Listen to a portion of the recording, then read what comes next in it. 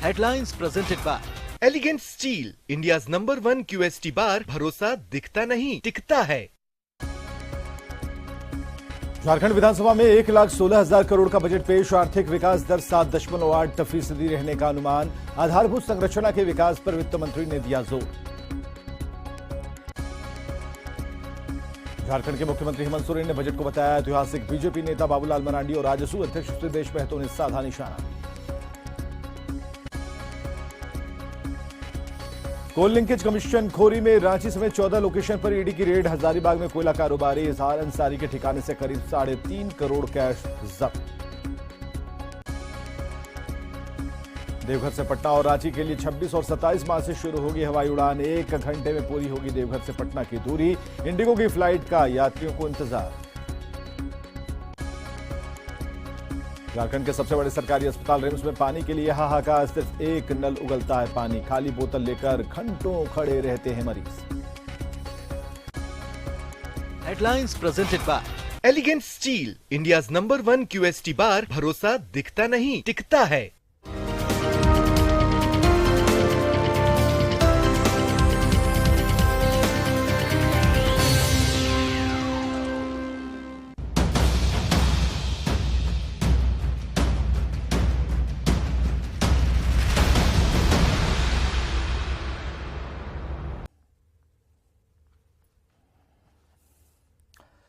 आप देख रहे हैं जोहार झारखंड और बड़ी खबर आ रही है। झारखंड विधानसभा में वित्त मंत्री रामेश्वर उरांव ने 1,16,418 करोड़ रुपए का बजट पेश किया है, जो पिछले बजट की तुलना में 15% ज्यादा है। और इस बजट में स्थापना व्यय में कमी करते हुए विकास पर जोर तो दिया गया है। आधारभूत संरचना के विकास को भी प्राथमिकता दी गई है। वित्त मंत्री ने आने वाले वित्तीय वर्ष में 7.8% विकास दर रहने का अनुमान जताया है। अध्यक्ष महोदय, यह झारखंड राज्य का बजट है। यह बजट जल जंगल जमीन की चेतना से संवेदित झारखंड की महान जनता को समर्पित है। राज्य के गरीबों, वंचितों, शोषितों, आदिवासियों, दलितों, पिछड़े अल्पसंख्यकों, युवाओं, महिलाएं, बुजुर्ग, मेहनतकश मजदूरों, किसानों की आकांक्षाओं और अपेक्षाओं को पूरा करने वाला यह बजट है। यह समस्त झारखंड वासियों का मिलकर बजट है। 1,16,418 करोड़ का सकल बजट अनुमान प्रस्तुत करता है। यहां बता दूं कि अमूमन पीछे की सरकारों में अधिक से अधिक 10% की वृद्धि होती थी। इस बार पहले दफे हमने 15% की वृद्धि की है। महोदय, किसानों को सिंचाई कूप उपलब्ध कराने हेतु मनरेगा तथा राग योजना का अभिसरण करते हुए वृषा सिंचाई कूप संवर्धन मिशन नामक नई योजना लागू करने का प्रस्ताव है। इस योजना के अंतर्गत 1 लाख किसानों की व्यक्तिगत भूमि पर सिंचाई कूप का निर्माण कराया जाएगा। इसके लिए राज्य योजना से प्रति लाभुक 50,000 रुपये सामग्री मद में तथा शेष राशि मनरेगा योजना से देने का प्रावधान किया जा रहा है। आंगनबाड़ी केंद्र में आने वाले बच्चों को पाठशाला पूर्व शिक्षा हेतु आंगनबाड़ी चलो अभियान योजना प्रारंभ की जाएगी।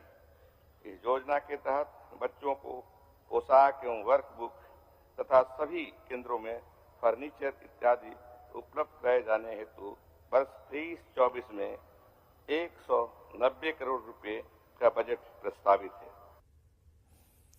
झारखंड के बजट को मुख्यमंत्री हेमंत सोरेन ने संतुलित और ऐतिहासिक करार दिया। उन्होंने कहा कि पिछले 20 साल में सिर्फ कागज पर ही बजट दिखा।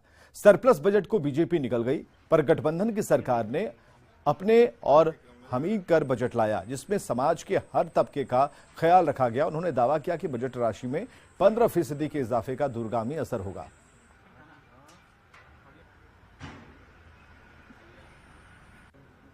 20 सालों में सिर्फ बजट एक कागजी कार्रवाई के रूप में देखने को मिला, लेकिन अब का बजट इसीलिए पहले हम लोगों ने अपन बजट का नाम दिया, अब बजट का नाम हमीम के बजट है। तो इससे स्पष्ट है कि ये बजट बिल्कुल झारखंड के हितों को लेकर, यहां के लोगों के समस्याओं को समाधान को लेकर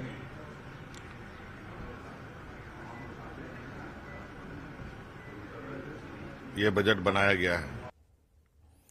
बीजेपी विधायक बाबूलाल मरांडी ने राज्य सरकार के बजट को आई वॉश बताया। उन्होंने कहा कि इस बजट से जनता का भला नहीं होने वाला। बजट में कहीं कुछ है नहीं, दिखता है बहुत बड़ा। उन्होंने घोषणा तो किया कितना 1,16,000 करोड़। तो हम लोगों को उम्मीदें हो गई थी कि वास्तव में इस बार झारखंड का बिल्कुल क्या बोलते हैं उसको कायाकल्प, लेकिन जब उसको अंदर ढूंढ करके थोड़ा सा खोजने की कोशिश की है, समझने की कोशिश की, तो आप देखेंगे जो गांव के लोग जुड़े हुए हैं, कृषि से लोग जुड़े हुए हैं, किसानी से लोग जुड़े हुए हैं, तब कृषि है, किसानी है, सिंचाई है, जो उससे सब रिलेटेड, उसमें से आप देखेंगे तो हमें लगता है मुश्किल से 12% बजट में प्रावधान किया। आजसू अध्यक्ष सुदेश महतो ने भी बजट पर सवाल उठाए। उन्होंने कहा कि बजट घोर निराशाजनक है और इसमें किसी के लिए कुछ भी नहीं। पूर्ण एरिया इस राज्य के लिए है, किसी एरिया में इनका फोकस नहीं है। इंफ्रास्ट्रक्चर में देख लो, इनका पढ़ाई में देख लो, हमारा इरिगेशन सिस्टम में देख लो, हमारा इलेक्ट्रिसिटी में देख लो, किसी एक साइड को आप चूज लेंगे तो कुछ नहीं। ये समय पार कर रहे हैं, बजट को इन्होंने समय मान लिया है और समय के हिसाब से पार कर रहे हैं। और इस बार का बजट तो आप किसी तरह से कोई एक सब्जेक्ट को इन्होंने फोकस नहीं कर पाए हैं। तो ये गवर्नमेंट जो है, वर्तमान सरकार, एक केवल खानापूर्ति की तरह बजट आ रहा है और ये घोर निराशाजनक बजट है। और बजट में यहाँ के आम लोगों के लिए कुछ भी नहीं रखा हुआ है, ये खेल रहे हैं केवल।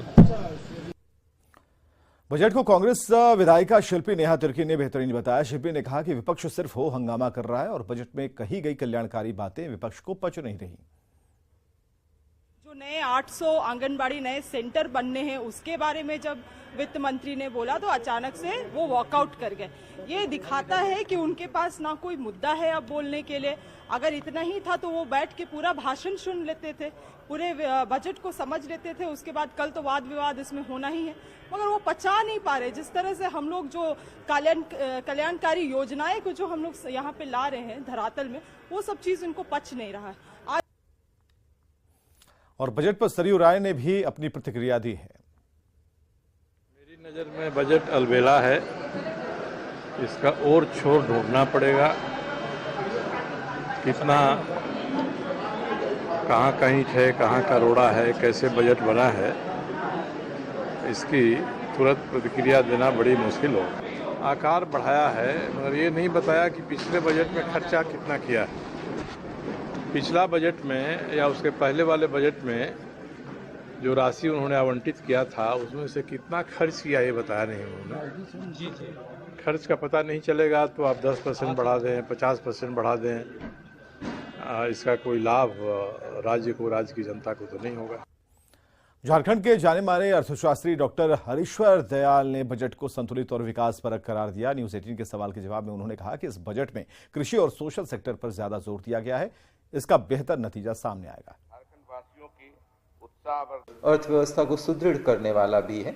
गवर्नमेंट एक्सपेंडिचर तो बढ़ेगा ही, लेकिन अन्य क्षेत्रों में भी को भी प्रमोट करने की कोशिश की गई है कि कोविड के बाद जो अर्थव्यवस्था सुदृढ़ होना शुरू हुआ है 21-22 के वर्ष से, वह और ज्यादा तेजी से विकास हो सके। झारखंड विधानसभा के बाहर विपक्ष ने कई मुद्दों को उठाकर राज्य सरकार की नीतियों पर सवाल उठाए। नियोजन नीति, भ्रष्टाचार, बालू पुल निर्माण समेत कई मुद्दों पर तख्तियां लहराकर विपक्षी विधायकों ने सरकार के खिलाफ प्रदर्शन किया, नारेबाजी की। विपक्षी विधायक से बात की न्यूज 18 संवाददाता संजय कुमार सिन्हा ने। झारखंड विधानसभा में आज नए वित्तीय वर्ष का बजट आना है और बजट से पहले विधानसभा के बाहर जो विपक्षी दल हैं, बीजेपी के विधायक हैं, अलग अलग मुद्दों को लेकर सरकार को घेरने की कोशिश में जुटे हैं। हमारे साथ अमित मंडल जी हैं। ये नियोजन नीति कहें, बालू का मुद्दा कहें या और भी अलग मुद्दे हैं, तो इससे क्या सरकार नहीं सुन रही? देखिए, मुझे ऐसा लगता है कि सरकार सुनकर भी अनसुना कर रही है। सरकार चाह रही है कि युवाओं को नौकरी ना मिले, इसलिए सरकार नई नियोजन नीति बनाती है, विरोध के बावजूद इसको पास कर देती है, कोर्ट इसको रद्द कर देती है, फिर सरकार कहती है 2016 के पहले की नियोजन नीति ठीक है, सरकार ओपन टू ऑल कर देती है, 60-40 का रेशियो ले आती है, सरकार कहती है कि हम लोगों ने सर्वे किया था, सर्वे के आधार पर यह निर्णय लिया। आखिर कौन है वो लोग जिन्होंने सर्वे में पार्टिसिपेट किया? सर्वे को सार्वजनिक करना चाहिए। मुझे लगता है कि इन सब मुद्दों से अगर सरकार भागेगी तो नई नियोजन नीति को नहीं बना पाएगी। देखिए, पिछले साल बजट में 2 प्रमुख चीजें इन्होंने कही थी। एक कि इस राज्य के प्रत्येक व्यक्ति जिसको राशन मिलता है उसको हम लोग 1 किलो दाल देंगे। 1 ग्राम दाल भी किसी व्यक्ति को इस राज्य में अभी तक नहीं मिला, पूरा साल निकल गया। पहला। दूसरा कि जिनको प्रधानमंत्री आवास मिलता है उनको राज्य सरकार 50,000 रुपया देगी, लेकिन ऐसा कुछ भी नहीं हुआ। इस प्रकार सरकार जो इस भ्रष्टाचारियों को संरक्षण देने का काम कर रही है, तो आज जनता हताश हो चुकी है। हमें लगता है कि लोकतंत्र का मंदिर, यहाँ पर हम जो बात लेके आए, सिर्फ उस बात का जो क्वेश्चन हो, जो प्रश्न हो, उसका सिर्फ सही ढंग से ये सरकार निर्वहन करे तो कहीं किसी को कोई दिक्कत नहीं, काम सुचारू रूप से चलेगा। यहाँ पर साथ है कि विपक्षी दलों के जो तेवर हैं सदन के बाहर, जाहिर है वो तेवर अगर सदन के अंदर भी रहे तो माहौल शांत नहीं रहने वाला। कैमरामैन संजीव तिवारी के साथ संजय कुमार सिन्हा, न्यूज 18 रांची। केंद्रीय कृषि मंत्री नरेंद्र सिंह तोमर ने कहा कि झारखंड राज्य खनिज और कृषि की दृष्टि से महत्वपूर्ण राज्य है। यहां वर्षा आधारित खेती होती है और इस पर केंद्र की ओर से कार्य किया जाता है ताकि किसानों को ज्यादा लाभ मिले। केंद्र सरकार की ओर से उन्नत किस्म की कृषि को बढ़ावा दिया जा रहा है, इससे किसानों की आय बढ़ रही है। कृषि मंत्री लोहरदगा पहुंचे थे, जहां उन्होंने पार्टी कार्यकर्ताओं से मुलाकात की। हमारा झारखंड राज्य खनिज की दृष्टि से और कृषि की दृष्टि से महत्वपूर्ण राज्य है। यद्यपि यह सही है कि यहाँ पर सिंचित धरती कम है, लेकिन सामान्य तौर पर वर्षा आधारित खेती में भी अगर मिलेट्स के उत्पादन को प्रोत्साहन मिलेगा और मिलेट्स की खपत दुनिया में बढ़ेगी तो झारखंड के किसान की आमदनी भी बढ़ेगी और इसका उसको फायदा भी मिलेगा। बड़ी खबर है कि हजारीबाग के कोयला कारोबारी इजहार अंसारी के घर पिछले कई घंटे से ईडी की छापेमारी चल रही है और इस दौरान 3 करोड़ से ज्यादा कैश और करोड़ों रुपए के जेवरात मिलने की खबर है। छापेमारी में जब्त रकम को गिनने के लिए ईडी ने पीएनबी से 2 कैश काउंटिंग मशीन मंगाई, जिसमें अनुमान लगाया जा रहा है कि बरामद कैश की मात्रा ज्यादा हो सकती है। हालांकि छापेमारी में ईडी के हाथ क्या लगा, इसके आधारित खबर नहीं मिली। सूत्र बता रहे हैं कि कोल लिंकेज घोटाले में छापेमारी हो रही है और इसके अलावा रांची और रामगढ़ के कई ठिकानों पर भी रेड चल रही है। नहीं है क्या इसमें, क्या काउंटिंग मशीन किस बैंक से लाया जा रहा है? सदर। हेलो, सदर पीएनबी पंजाब नेशनल बैंक।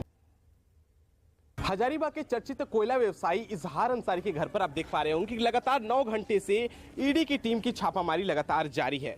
सूत्रों की माने तो लगभग 3 करोड़ रुपए की भी बरामदगी हुई है, साथ ही साथ करोड़ों के जेवरात की भी होने की बात कही जा रही है। विगत कुछ ही देर पहले अभी पंजाब नेशनल बैंक के कर्मियों के द्वारा 2 नोट की गिनने की जो कैश काउंटिंग मशीन होती है वह भी लाई गई है। तो इससे साफ संदेह जताया जा सकता है कि कहीं ना कहीं भारी मात्रा में घर में कैश है, जिसकी काउंटिंग के लिए मशीन को मंगाई गई है। आपको मैं दूसरी तरफ बता दूं कि इसकी जानकारी जब बैंक कर्मियों से जो नोट काउंटिंग की मशीन को ले जा रहे थे उनसे ली गई, तो उन्होंने साफ तौर पर बताया कि इस पूरे मामले पर जो है ईडी के द्वारा कहीं ना कहीं प्रेस वार्ता कर इसकी जानकारी दी जाएगी। लेकिन उससे पहले मैं दिखा दूं कि देखिए यह जो घर है, मैं अभी इजहार अंसारी के घर के बाहर मौजूद हूं, तो देखिए कहीं भी किसी तरीके से अंदर की कोई दृश्य सामने नजर नहीं आ रहा है। कई ऐसे ईडी के अधिकारी है जो बाहर निकल भी रहे, अंदर जा भी रहे, लेकिन इस पूरी मामला पर अभी कुछ भी कहने को तैयार नहीं है। लेकिन अब देखना यह होगा कि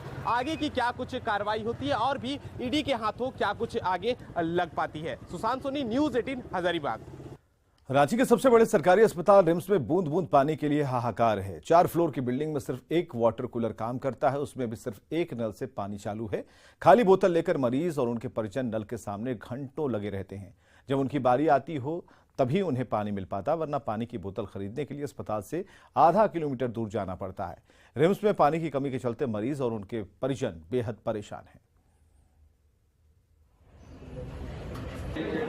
हो रहा है सर, पानी नहीं मिल रहा है। आधा किलो पानी लाते हैं तो आधा किलोमीटर दूर से जाके खोज के। अस्पताल में ऐसे कैसे बैठते हाँ, हैं बिना पानी के? और बिना पानी का अस्पताल में हम लोग रहेंगे कैसे? आप ऑन कीजिएगा, पानी इसमें नहीं है।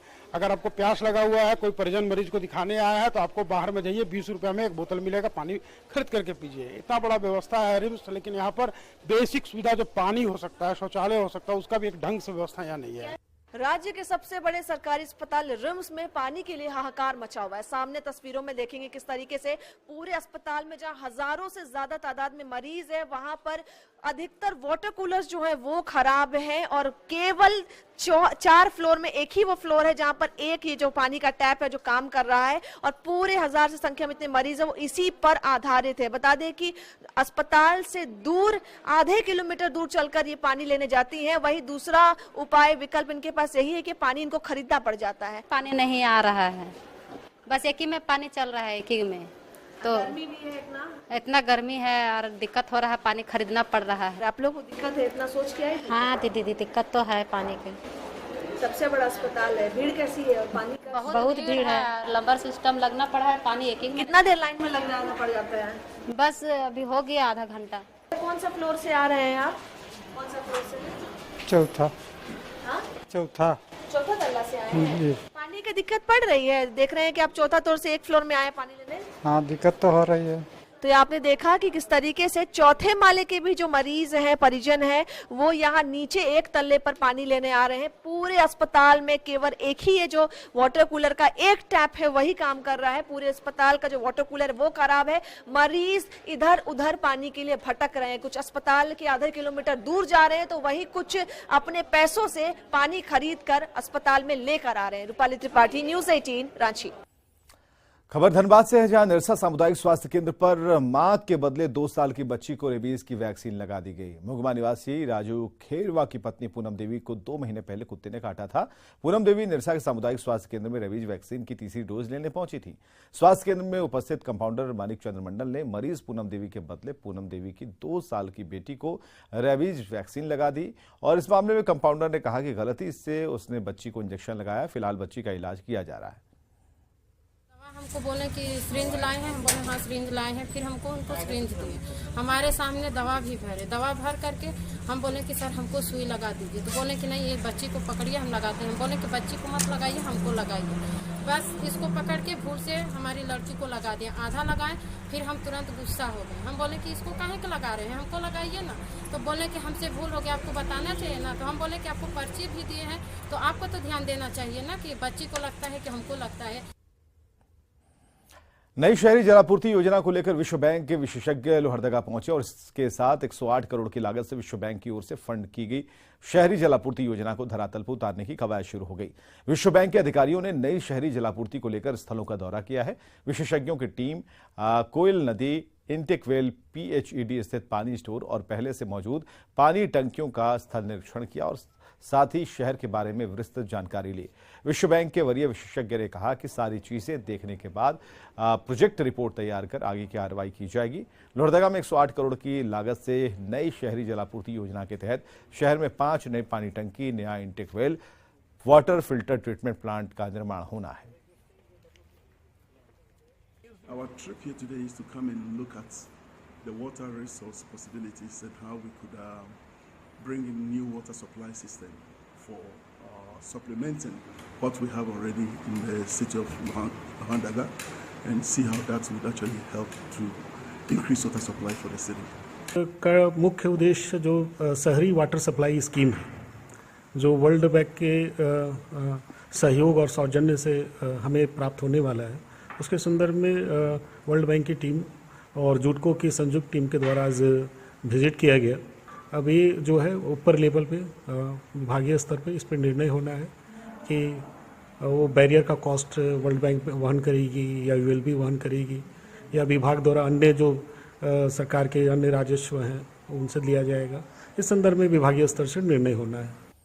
G20 समिट में शामिल होने झारखंड पहुंचे डेलीगेट्स आज रामगढ़ पहुंचे। रांची से बस से पहुंचे डेलीगेट्स का झारखंड के रीति रिवाज के साथ स्वागत किया गया। वहीं उन्हें पेय पदार्थ और नाश्ता भी दिया गया। G20 डेलीगेट्स के पतरातू भ्रमण को लेकर पतरातू लेक रिसोर्ट के सभी रास्तों पर ट्रैफिक को रोका गया। वहीं रामगढ़ पतरातू और पतरातू रांची मुख्य मार्ग पर लेक के रास्ते पर गाड़ियों की आवाजाही पूरी तरीके से रोक लगी रही और इसी के साथ सुरक्षा के लिए चप्पे चप्पे पर सुरक्षा का इंतजाम किया गया। G20 समिट के डेलीगेट्स पतरातू लेक रिसोर्ट पहुंचे, जहां उनका स्वागत आदिवासी परंपरा और संस्कृति के अनुरूप किया गया। रिसोर्ट परिसर में बने शिल्पग्राम में JSLPS के उत्पादों का मेहमानों ने खरीदारी की और साथ ही खादी ग्राम उद्योग की प्रदर्शनी को देखा। यहां पर झारखंड के वाद्य यंत्रों की प्रदर्शनी लगाई गई थी। विदेशी मेहमानों ने झारखंड के उत्पादों को लेकर काफी उत्सुकता दिखाई और मेहमानों को झारखंड के मशहूर व्यंजनों को परोसा गया। डेलीगेट्स को स्पीड बोट से लेक की सैर कराई गई। मेहमानों ने बोटिंग का आनंद लिया और पतरातू लेक में साइबेरियन बर्ड विदेशी मेहमानों के आकर्षण का मुख्य केंद्र थे।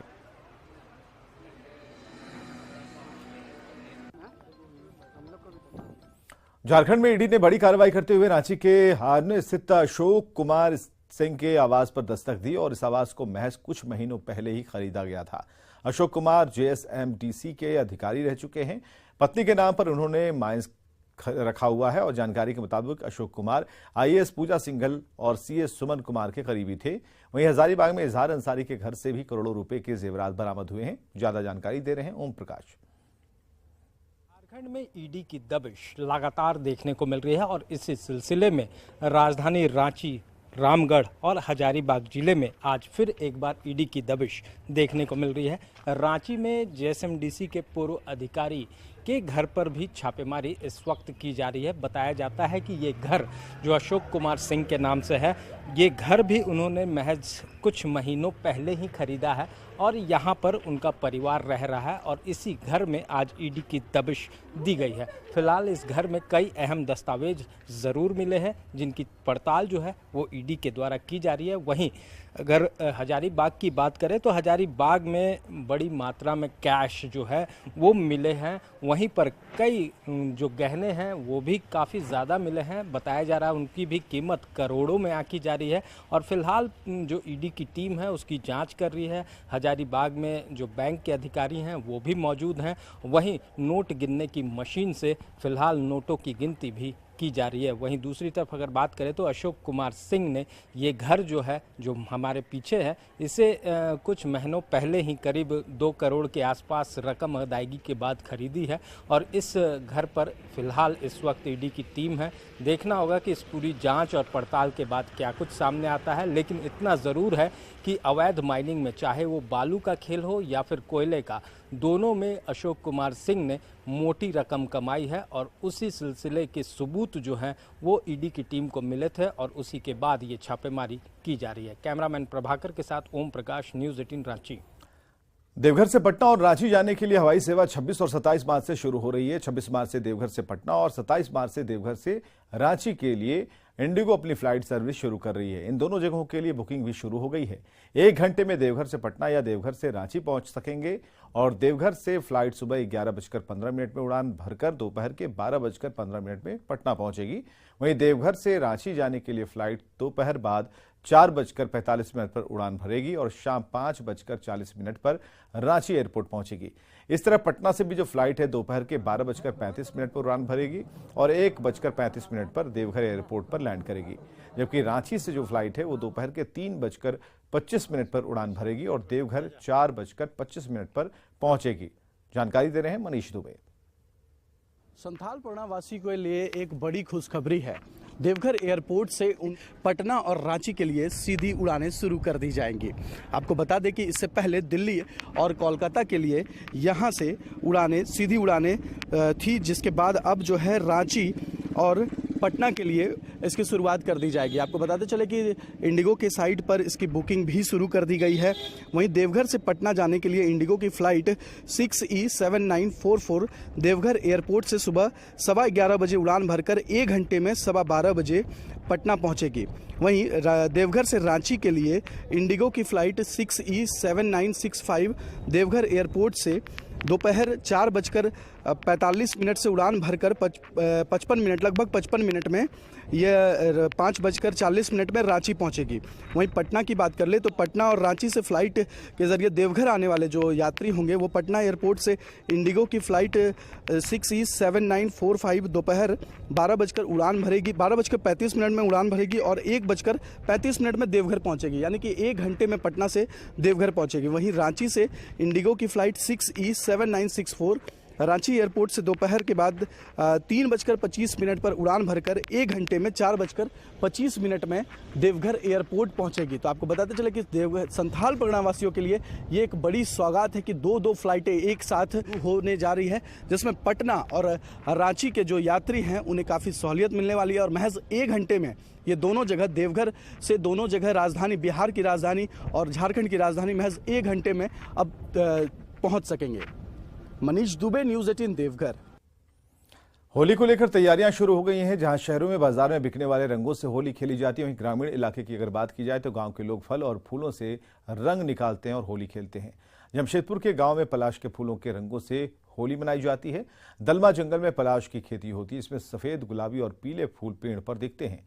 ग्रामीण क्षेत्र में आज भी पलाश के फूलों से गुलाल और रंग बनाए जाते हैं और इस रंग की खासियत होती है यह हर्बल कलर होता है, जिसका स्वास्थ्य और शरीर पर कोई साइड इफेक्ट नहीं है।